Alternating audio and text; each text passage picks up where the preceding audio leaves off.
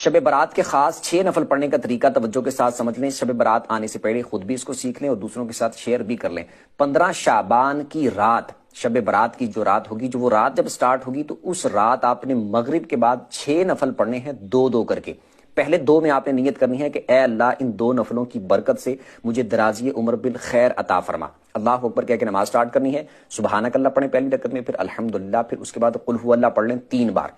رکوع سجدے کر کے 1 رکعت، اس کے بعد دوسری رکعت میں آپ الحمدللہ پڑھیں، اس کے بعد پھر 3 بار قل ہو اللہ پڑھ لیں. رکوع سجدے کر کے التحیات پہ بیٹھ جائیں، التحیات پڑھ کے درود پڑھ کے دعا پڑھ کے سلام پھر کے 2 نفل پورے کریں، اور اس کے بعد پھر آپ نے 21 بار قل ہو اللہ پڑھنی ہے یا پھر 1 دفعہ سورہ یاسین پڑھ لیں. اس کے بعد پھر آپ نے 2 رکعتوں کے لیے کھڑے ہونا ہے.